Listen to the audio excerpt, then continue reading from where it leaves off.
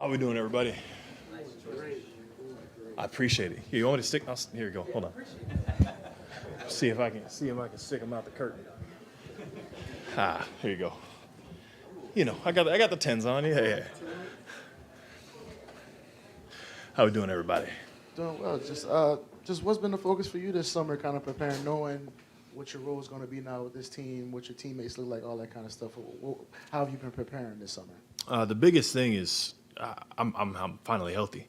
I played the end of the season last year, obviously, still recovering from surgery, and so that little knee surgery, the meniscus surgery I didn't realize how long it had been bothering me. I had lost a step, lost a little bit of bounce, and all that came back this summer. So I feel good. I feel better than I have in the past few years, and so first off, I'm healthy and I feel great. Second, spacing.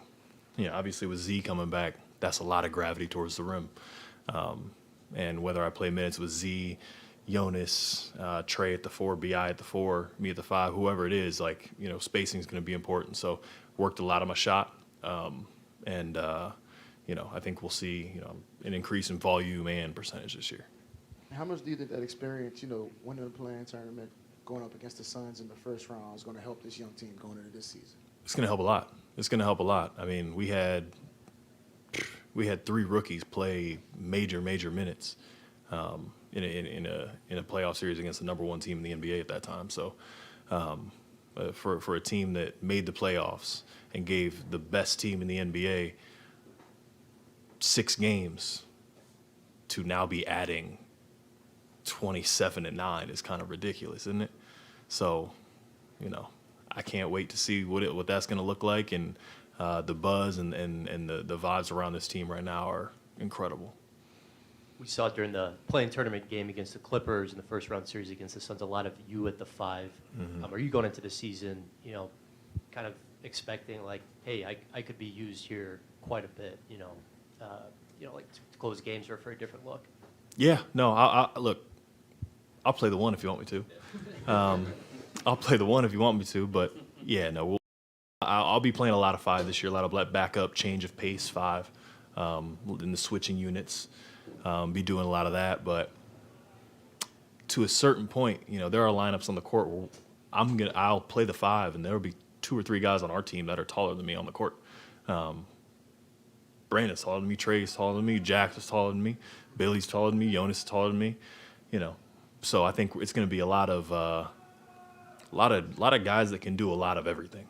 So whether I'm the 5, the 4, guarding the 3, doesn't matter to me. I just whatever they need me to do, I have the toolkit and capabilities to do so. How many times did you tell Herb Jones to go home this summer? Oh, don't get me started. That dude. I think I said something last year that was like, all right, the 2 hardest working people I've ever seen was 1, Colin Sexton in Cleveland, 2, Brandon Ingram in Los Angeles. Herb Jones is on that list. This dude, every time I was at the gym, he was either just leaving or just coming back for his second workout. The dude is a gym rat, and I tried to get him to go home. He needed to go take a vacation. I offered to pay for it. My thing was, hey, look, at start of training camp, you're going to feel great. In October and November, you're going to feel great. It's not what I need from you. I need you to feel great in March. I need you to feel great in June, But, dude doesn't have an off switch. He's a coach's kid. So expect a big year from him. I'm excited to see. What have you kind of seen from some of these younger guys who want to continuously try to get better, and Mm-hmm. how as a vet do you let them know, all right, hey, you need to have a little bit of this balance and kind Right. of how to get ready for a season? Right. Some of the biggest thing is take Trey Murphy, for example. In summer league and, in pickup games, we saw him expanding, right? Taking guys off the dribble, one-on-one ISO moves, working as a primary scorer in an offense. And in the offseason, that's what you're supposed to do. You're supposed to expand. If your bag is this big, in the offseason, you try to get it to this big, knowing that when you come back to your team, you may have to fill back a role, right? In the summertime, In the summertime, I shoot some step back threes. I'll bring the ball up and go one-on-one myself. But I know damn well that when I do that in game, Willie's gonna be like, we got some guys that can do that, and you're not one of them. That's cool. But summertime's for expanding your bag, and these guys, Herb Jones has been working. Him and Fred have been attached at the hip this summer. Same thing with Dyson since he's been here. Trey Murphy's been traveling across America playing in pickup games and doing fashion shows. Jose obviously, played for Puerto Rico, and we got to see Jonas and Billy do the same thing. These guys have been working. That's one thing that making the playoffs does. It just makes you, it's like a drug. It just makes you hungry for more. Because that's the caliber of basketball that we all dream of, and you don't know until you know. And these rookies are fortunate enough to now get that bug. Were you a little jealous that CJ got his extension first? I don't know what you're talking about. I'm so happy for the dude. He's he's just a great leader for these guys to look up to, and him committing here, 2 further years just shows his commitment to the team and their value in him. So, congrats to him. Dinner's on him. We like to talk about the young guys, right? And then Yeah. we bring in somebody like CJ. But one person we keep forgetting about is Brandon Ingram. And you refer to him as one of the best bleeping players on the court when you played in Phoenix. Yeah. Where do you see his progression? How do you see him work? Is he working just as hard as a Herb Jones? Did you hear who number 2 was on my list of most hardest working players? Brandon Ingram. No, that dude. Yeah. No, BI is BI, man. You guys know the numbers better than I do, but you say we keep quote like forgetting about BI. Like, ain't nobody forgetting about BI. When we play the first game, I guarantee you they ain't forgetting about BI. And if they do, enjoy this 50 ball. BI is BI is working. BI is working. Like, obviously, once you get to a certain point in the league and establish your work ethic and reputation in the league, you are allowed to leave Market, leave New Orleans, and go. If you want to live in LA in the summer, if you want to live in Chicago, Miami in the summertime, cool. But once you establish, the trust, your organization's trust in you that you are working, you can go do what you want. And if there's anyone that has earned that trust, it's BI. Because year after year, you guys have seen it. He's gotten better every single year, and that doesn't happen just by coincidence. So, ain't nobody worried about BI. He's gonna be BI. You've already talked about playing a little bit more 5, playing more small ball. What makes a successful small ball lineup? You see teams out there like, oh, we have a lot of wings, we're gonna try it. Mhm. They don't necessarily have the same success as other teams. What defines success and what contributes to making those units like really come together and utilize their strengths and weaknesses? So at the end of the day, the goal of any unit is a positive plus minus, right? When these 5 players on the court together, they beat whoever the other 5 are, whoever they are. And that can come about in a variety of different ways, right? You could throw a lineup out there of me, Trey, Dyson, Devontae, Jose, and we'll have you breathing oxygen on the sideline, Or we could look at it as put me, Jax, BI, small, right? Me, Jax, BI, or me, Jax, Z, and go big and just punish you on the glass. Like, small ball is just another way of playing that doesn't have a traditional 5 in it, JV is not playing any small ball. Dude's 7'1". It ain't happening. But we're so fortunate to have depth in every area. We can play wings, we can play guards, we can play bigs. But yeah, the small ball lineup, we can whatever makes us beat the other team. That could be me initiating from the top, which I do a lot, out of delay action, where I'm flowing into the top, picking a guard to play off of, and running pick and roll, rolling, spraying out to the other side. It could be just me running up in pick and roll. It could be me staying low and letting BI ISO, letting CJ ISO. And then because we go small and they're going to switch, they have somebody that can't box me out. which is what you saw in the Phoenix Suns series. They put somebody smaller in the game, and I just got to eat offensive rebounds. That's what the Clippers did too. And so I think it's versatility that allows the small ball to work, and that's kind of my specialty.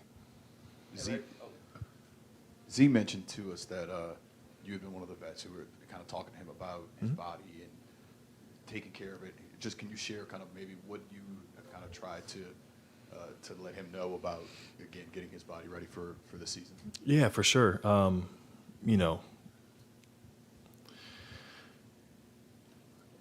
Everybody's different. Everybody's body is different. I can't do what he can do. I can't treat grown men like they're toddlers. I'm not built like that. I can't, fresh off an injury, throw the ball off the glass, put it between my legs and dunk it and post it on social media. I don't have that. I don't have the ability, With that comes great response. Like, it sounds corny, but with great power comes great responsibility. It does. Like, this dude, there are not many one-of-ones in the NBA. He's a one-of-one and has potential to be a one-of-one. With that comes treating the Lamborghini of a body you've been given like a Lamborghini. You don't put the cheapest gas in a Lambo. You go to the pump and the 93, the 95, whatever that is, you put that in there because you don't want to be on the highway driving and hear your engine. No, you don't want that, right? So, it's a funny analogy, but it's true. This dude is he's LeBron spends what, $1 million a year on his body. He's a one-of-one. I bet you Giannis is close. There are a few one-of-ones, and he's one, and that's what we keep. That's my message to him. Is like, hey, look, look at the guys that guys are kind of comparing you to, that you have the ability to be like. They're, the seriousness at which they take their off-season work and even their downtime and preparation. LeBron travels with a hyperbaric chamber. That's crazy. But you see what it's gotten him to, right? The dude is, in year 38 and still, him. So, and that's just my overall message to Z. It's like, hey, look, you don't put cheap gas in a Lambo. You're a Lambo, Spend that time, spend that energy, on keeping yourself on the court, because this team did some fun things without you. Come on. We just added Giannis to the Bucks. Like, I'm excited. So I know I know you guys saw him. He looks great. His mentality's great. Now I got to put on some padding to deal with this beating I'm going to take in training camp. Yeah. Oh no, I'm going to have the elbow pads, the knee pads, those thigh pads. Like, yeah, I might come to practice in a full, there's like, the things that like, oh no, that's not enough. Those things that like you see like a video, like a trained dog attacking those people. That's what I'm going to wear to practice. Yeah. So, he no one wants to see him more, succeed more than I do. So he's got an ally in me, and I'll stay in his ear. And there are a lot of people in this team and organization that care for him and want to see him be Zion Williamson. Hey, Larry, can you talk about how comfortable you are going into Willie Green's system this year? We'd asked CJ how much of the offense he knew before the playoffs last year. Same question.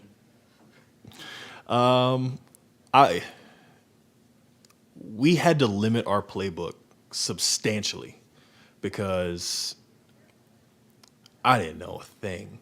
Not a thing. Neither did CJ. But you could ask me to run a Portland play, and I'd have had it for you. But, I only played 15 games with the Pels, so our playbook was substantial. So now being able to come into a training camp and actually know what we're doing instead of just like, literally my play was, hey, set a screen and go get that board. That's what I did. And so, I think, me and him integrating into the system, actually integrating into the system this time, with time to learn and grow into it is going to be really good. Cause that dude has the ball a lot, CJ, and so he when your point guard doesn't know the plays, you're limited. No, it'll be good. I'm excited for training camp and learning what Willie's got for us. Sweet. Appreciate it, guys.